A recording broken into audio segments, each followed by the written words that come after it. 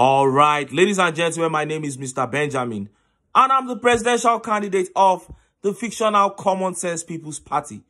Now, if you've been following this channel, especially since the beginning of the Presidential Election Petition Tribunal, I have held onto one position, and that is the evidence provided by His Excellency Peter Obi cannot be defended by INEC, APC, or Tinubu's lawyers. These evidence are so massive that, as a matter of fact, I don't believe there is any lawyer in this world that can successfully defend INEC and APC against this evidence.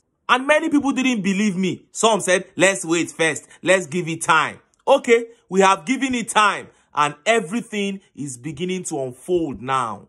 You have seen how confused and how planless INEC is. His Excellency Peter Obi went ahead to back up his evidence with witnesses.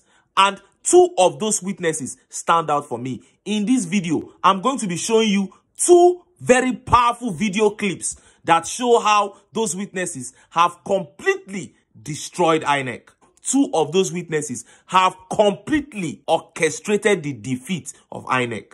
Now, INEC finally opened their defense against the Labour Party's case in court yesterday.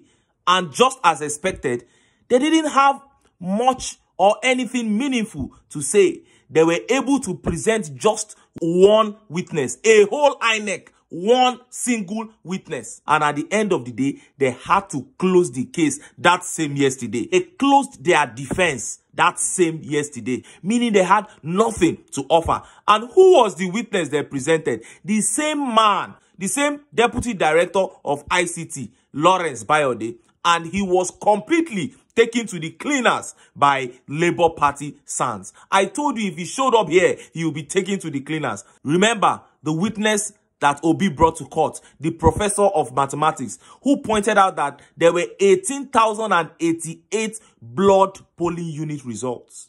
Now, when INEC brought their witness, Deputy Director of ICT, Lawrence Bayode, Ikweto San of the Labour Party, handed him some of those blood results, and he said, Ogasa, can you tell us what APC scored in some of those results? Please, tell me what was APC's score on those results. And the man looked up, looked down, and he couldn't say anything. He said the results are blood. They said, are these certified results from INEC? He said yes. Oh, what a victory for LP. Look at how the LP legal team reported that issue. INEC ICT director testified and provided evidence on that.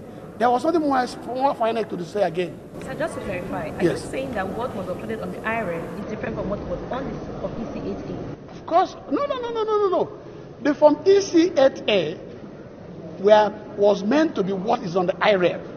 But we have forms EC8As, we have IREV copies certified by INEC, which are completely blurred, unreadable, contains strange pictures, images. Indeed, the ICT director was given a copy or copies of these blood forms, ECTs, presumably, and was asked to tell the court how many scores that were written on those copies.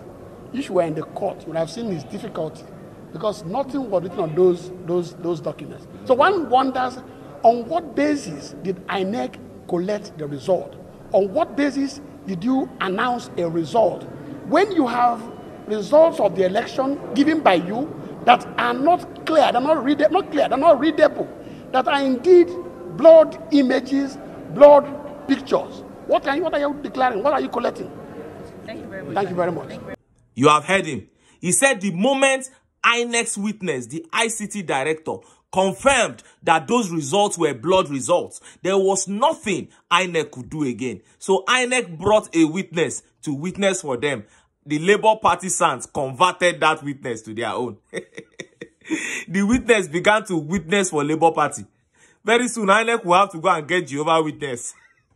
The defeat is obvious. There was no way they could have defended this case.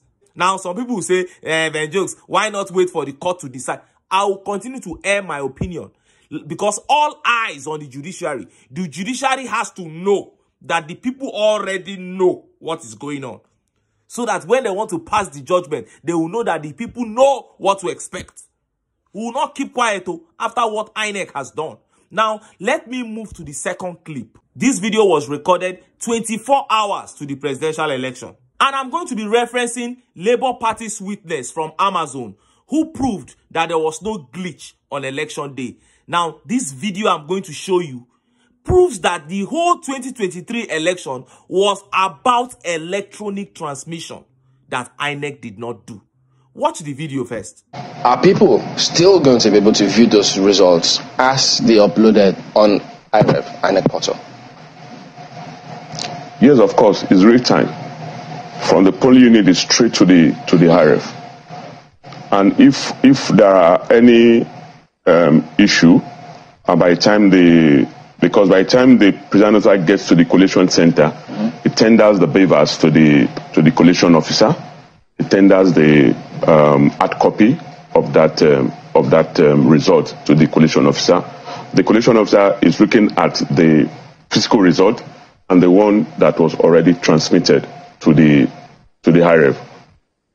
Just oppose these two and see if there's any discrepancy, checking whether what is seen on the IRF is the same thing that is before him physically.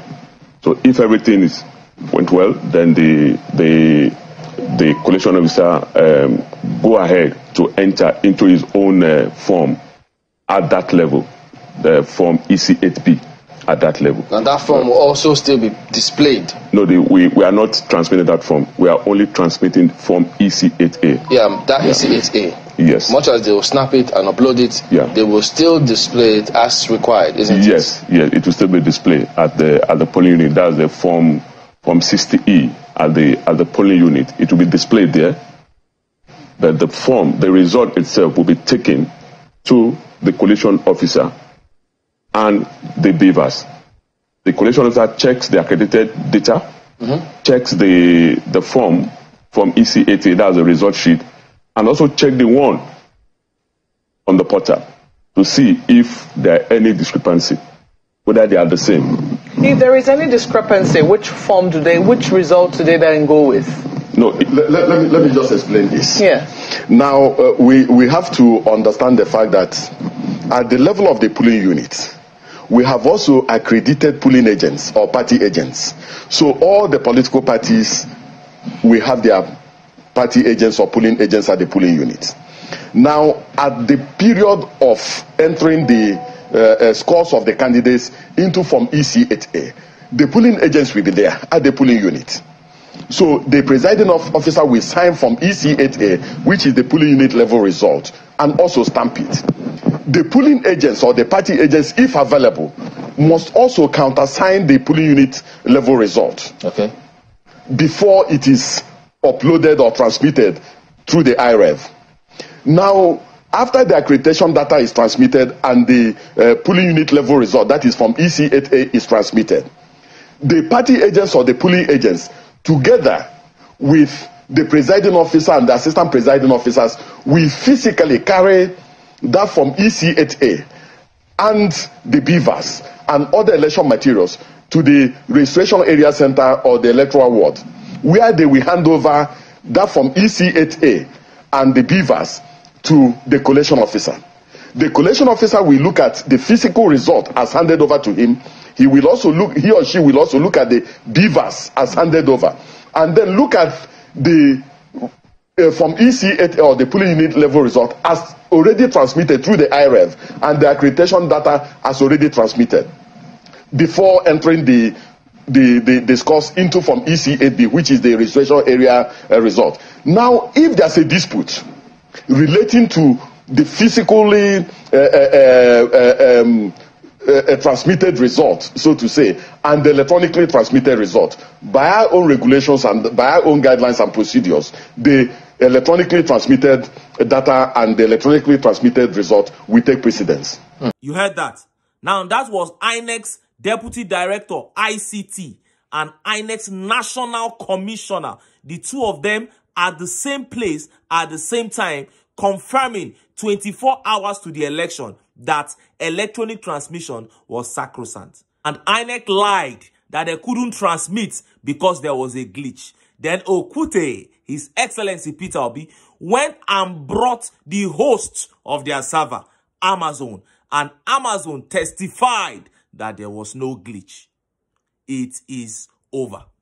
You know, we can knock them out with only the 18,088 blood result sheets alone. But then we brought the non-transmission issue. We'll knock them out with that one. Then tomorrow again, we'll bring the 25% in FCT. We knock them out with that one. Then we have the 48 days. We knock them out with. Now I make them silence everywhere. Go Twitter. Agbado boys know they talk again. We are just waiting for them to just tell us, una don't wait, na that one we dey wait for now. But until then, I need to enter town. Make I go get some ogbonge political news wey una go like. Why? Because of una. Now I dey here. So don't go away.